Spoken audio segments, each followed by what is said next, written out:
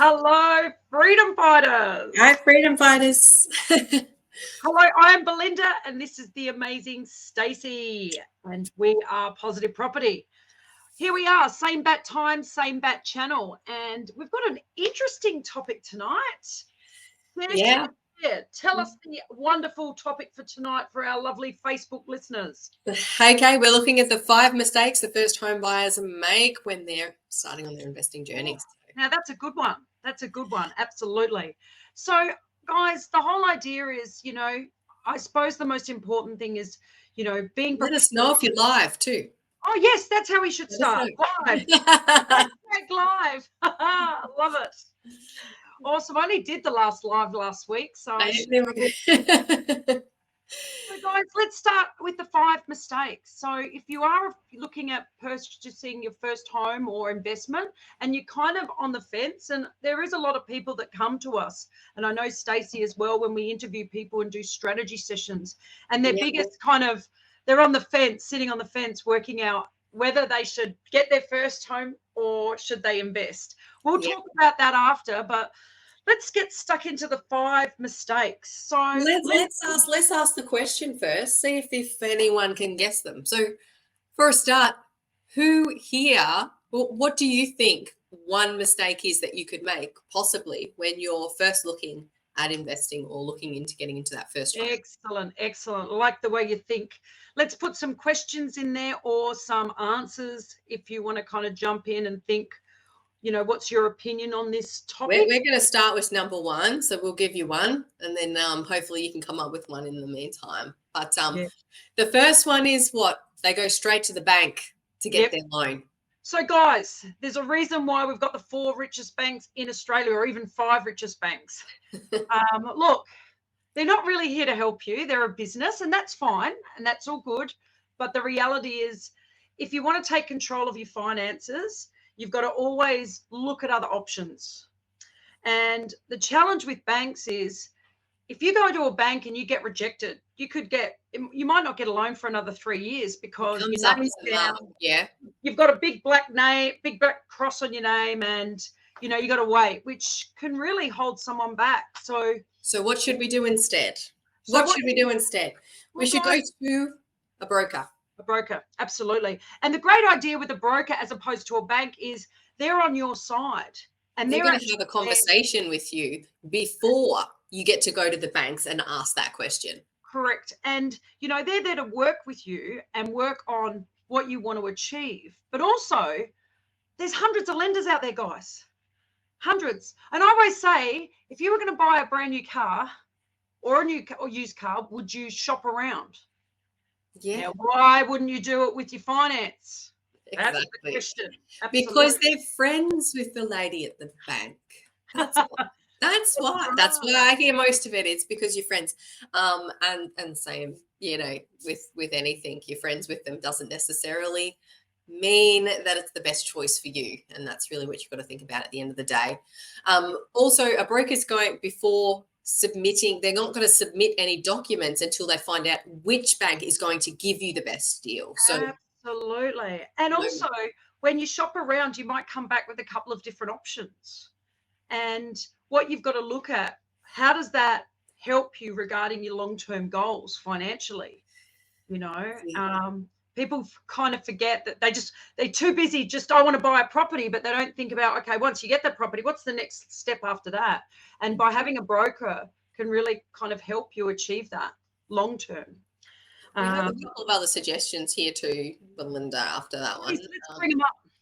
So not knowing your borrowing capacity. Yes, that is a good one. That is a good one. So not knowing your borrowing capacity and no circle of safety. Yes. Don't have a circle of safety around you. So what is a circle of safety to start with? Yeah. So if people don't know what a circle of safety is, when you're an investor or you're buying property, it's really important to have the right professionals around you, because you're not a professional, but you want to rely on the advice of other people. So you need the right people around you. And we call it almost our property dream team. If you're an investor, you're going to have your property manager, you're going to have, your tax agents, you're going to have your finance, property management, all that kind of stuff. So again, we've got all that kind of stuff. Number 3. Oh, have you got more there? Oh, not on those ones. We don't. So the next one was the Deposit. the deposit. Yeah. So look, the beautiful thing is, look, I know the market's a bit tough at the moment, but you got to realize, you know, with George was buying properties back when it was 17.8%. So when it comes to interest rates, we've been watching them go up, go down, go up, go down. When's It's the best long time term to that buy? makes a difference at the end It's of the never day. going to be the best time to buy. What you've got to do is have the right system and strategy before you run out and buy that property. However, with most banks, you know, you've got to put a particular deposit. Whereas if you go through brokers and different lenders, they might be a bit more flexible. Sometimes you can get away with doing a 10% or a 15%. It doesn't necessarily have to be the full 20%. I know I did for the first property that I did was 10% downs, and it's kind of at a point where, let's say, you had enough to do one at 20% or two at 10%. I mean, you know, possibly you could do 2 properties in some cases. And again, absolutely. And in your case, Stacey, because I was very similar with one of my properties, the whole idea is, yeah, you might have some, you know, higher interest, but higher interest or insurances on that. There's that lenders, that insurance that you pay. And I was talking to David about this the other day, and he was saying a few years ago, about 5 years ago, wanted to buy an $800,000 property. Now, with that $800,000 property, all they had was a 10% deposit, this person, and they put the 10% down. Now, that with that 10% along with that came $27,000 in lender's mortgage insurance. Now, it's been 5 years. That property is now valued at $1.5 million. Was that the best $27,000 he ever spent? Hell yes, it was. So, doesn't mean anything. Get into the market however you can get into the market. And if it means you have a 10% deposit now, then get into the market now. Because if you wait to save 20%, it's going to take you a very long time. And in that time, you could have made all that money. I mean, we've had members, you know, make anywhere from 100 to 200K of equity. And imagine if they went, oh, I didn't have enough deposit. Yeah. They would have just waited it out. Yeah. Exactly. Have we got any more questions regarding that stuff? Or should we go to not as you that? No more questions around. We haven't asked any questions either, though. Yes. Perhaps let us know when you first started investing, if you have yet. Did you start with a 20%? Did you start with a 10%? Did you go to a bank? Or did you go to a broker? You know, there's a few questions. But third one, buying your dream home first. This is the biggest one we get by far. Most common question. We're on 4. Buying a dream. 4. Yep, sorry, 4. So buying your dream home first. We've not done that one yet. Okay, so the whole idea is that's going to give you a really big debt to start out with. So guys, I suppose sometimes we forget that we might be kind of brainwashed in the whole idea of, you know, the Australian dream of getting that first property, because they kind of start you young. You want to go to school, then you go to uni, or you get a trade, and then you go and work, and you're doing the kind of 9 to 5 or the hours, and then you get a big fat deposit, and then you put it down, and then you've got 30 years of stress of paying off that property for the next 30 years. It's a long time.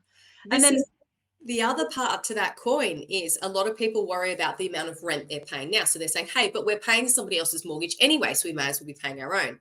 Keep in mind that when you're doing that, you're also paying more.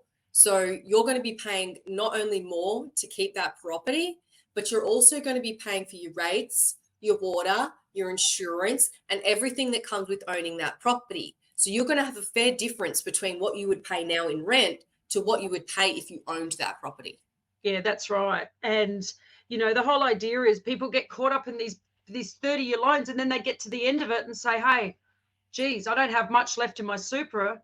And after 30 years of stressing over buying, paying off a property that they've lived in, yep, and they realize they've got to sell it and go live in a small unit. What a horrible cycle. Exactly, because if you own it, what do you live off? So you don't have to pay the mortgage, fine, but you still got to pay for your electricity and your water and your gas and your rates and everything else that comes with living there. So That's there's it. that part of as well. So if you were renting and you put your money into investment properties first, what happens over the next 10 years? Most of our members are averaging what property every year. That's right. Just Wanting to get comfortably. every year. If they get to the end of that cycle, what do you end up with in passive income there? That's right. And so that's really the old way. Run out and get your family home and get a big debt, but you've got your dream home. But things can change, So I feel the new way now is go out and buy, 1 or 2 investment properties, then look at your family home. Then you can use equity, then you can leverage, then you can get the properties, the investments doing the heavy lifting. Hello. They can pay the mortgage, and that takes the pressure off. And you've still got investment properties that are going to be paying themselves off in the future and leaving you with passive income. Exactly. Way smarter, guys. Way smarter. It's working smarter, not harder. We do have a few questions popping up. We don't have a huge amount of time tonight, so we're going to race through these questions. All right. So what's the best option for first home buyers? Is it to build or an established one?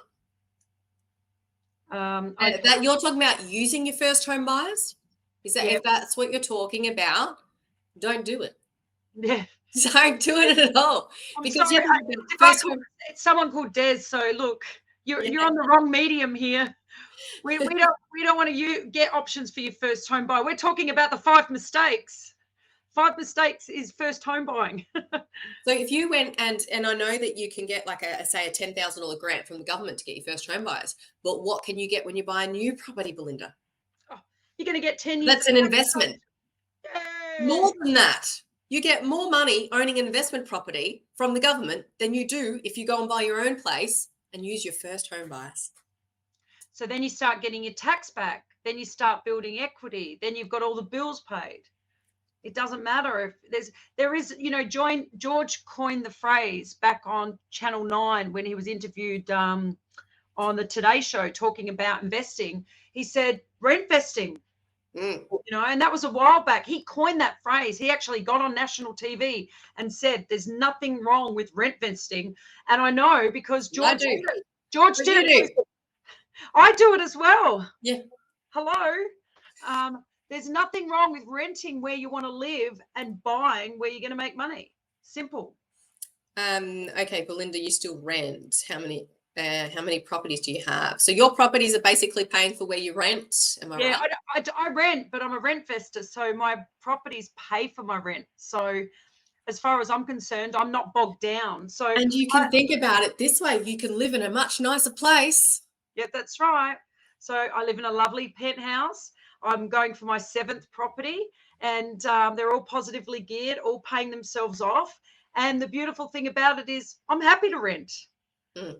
Now, if I bought this property, it would probably hold me back I think 3.2 million. That means I wouldn't be able to invest. No. I would have capped my. And if you rent and if you did invest that, you would be paying for someone else to live there. Correct. So the whole idea, there's nothing wrong with rent vesting. And hey, guys, don't get me wrong. I might walk down the street tomorrow and see the house of my dreams. I've got plenty of properties to pull out equity and go buy that. And who's going to pay the mortgage? Exactly. My properties will. See, and then this is the thing, as George would always say, never buy a property to live in unless you can afford to buy it without a loan. Yeah. Or someone else is paying for it. Absolutely. We're going to run through these next 2 points really quickly, Belinda, because we do actually have to go out to our members meet. Yes, we've got to go catch up with our members tonight. We're doing our lovely members only session. So buying without a plan. Number 5. Oh, 4. Buying without a plan. Oh, no, there was another one in there. Maybe we'll come to one. Really on 4. We're up to 4. Buying without a plan. You're a number ahead of me. Buying without a plan. So you should know where you're buying, what you're buying, and when you're buying it. What it comes down to is, what's your goals? Anyone could go buy dirt. But are you buying dirt to live, to make money? What's the deal? Work it out. It's like if you don't have goals, it's like having a boat with no rudder. Yeah. You're going around in circles. This is, and if it's not written, it's not real. That's right. So you need a plan, come up with a structure of how you're going to do it, what is your research as into where you're buying these properties? And that comes down to the next point, Belinda, which will tie in with this one beautifully. Don't listening to friends and family is one of the biggest. Unless your friends and family are very, very wealthy people from investing. And they invest in property, listen to them. If they've got multiple properties, listen to them. If they do not, all the good intentions in the world. Exactly, 100%. And, you know, the thing is, you want to be listening to people that have already got runs on the board, people with real life results. Real life results. Look, please don't get me wrong. There's a lot of naysayers out there. And I know for me personally, when I was first starting to build my portfolio, I had family, friends, and, you know, people, colleagues going, oh, why are you investing in property? You know, what if you can't get renters? I mean, geez, we're in a rental crisis. They didn't predict that 5 years ago. But anyway, you know, but the thing is, they weren't trying to be really negative. They were just, they were concerned and worried, but it was, and mostly they're worried you're going to fall into a big hole, and they're scared for you. Correct. And it's the unknown. They don't know what you're doing. You know what you're doing, but they don't know what you're doing. That's right. So they're trying to protect you in all the good intentions in the world, like I said. However, it's probably not the right person to be going to go to someone who is actually successful from it. And keep in mind, everyone in George's company are investors. That's right. We're invested. That's exactly right. We're doing it, you know. Yeah. And, you know, I think, look, it's always good to be very calculated. And, you know, one thing we know with our program that we do with our members, it's a step-by-step, baby step program. It's very regimented, and it takes people on this journey. And the big picture is keep it safe. Do it safe, one step at a time. One property at a time. One local says commercial property. No, thank you. Somebody says. Well, maybe listen to your uncle, because look, the challenge with commercial property, you know, look, we're in a rental crisis. We've got families lining up for rentals. Yeah. We don't have that with commercial properties. That's right. And usually I'd say, you know, residential is hasn't got, I mean, you've got calculated risk. Whereas commercial, there's a big spend on that. I mean, sometimes you need up to $1 million to get started. I mean, that's right. That cuts out a huge market. And if it doesn't get rented out, like how are you gonna cover that? The mortgage, you got to cover rented out. Whereas we know we've got properties. I mean, I've been doing this as an investor for 5 years. I've never been out of tenancy because I've always bought in the right area. Yeah. Right time, right place. That's right. And look, people will leave, of course, but we're in a stage now where there's 5 to 17 families lining up ready to take the lease, and they still haven't left the premises yet. So, you know, you've got to realize, Uncle, listen to Uncle. Uncle is good. I'm going to leave you with this tonight. We are running a program at the moment. It is called the Freedom Through Property Challenge. This is going to help you get started, create your own blueprint as to how you're going to move forward in your property portfolio going forward. So what I'm going to do is going to pop a link in the channel below. It'll come up. Why are we talking about the 14-day challenge? I'll tell you why. Because if you really want to do this stuff, your best investment is actually in yourself and getting educated. I mean, I hope tonight, you know, just by listening to, these 5 mistakes, hopefully that starts giving you a bit of an insight of things you should really consider before you just run out and buy a property for the sake of buying a piece of dirt and feeling like you've got a part of the Australian dream of having a 30-year mortgage with no leverage and no tax deductions. So by doing the 14-day challenge, it's a little video every day, and you get a great little workbook so you can start writing out your goals. Remember what I said, not written, not real. And one step at a time. I'll be here to guide you through the entire process, and myself and Belinda be here right through to the end. So to answer any questions in that, please feel free to come in, join us. Get educated. We need to help. Next level. Become a great A grade investor. And this is 101 investing property. So it goes for 2 weeks. And look, I'm sure once you get to those end of the 2 weeks, you'll be able to sit back and you'll be able to kind of reflect on it all and go, wow, I've learned so much. Now I'm really clear And that clarity is the best investment you can give yourself. Absolutely. And I think with that said, we're going to wrap We're going up. to love you and leave you, and we'll see you again another time. Guys, great to see you. Thank you for being a part of our Facebook Live, and we'll see you next Thursday here at Positive Property. Happy days. Bye.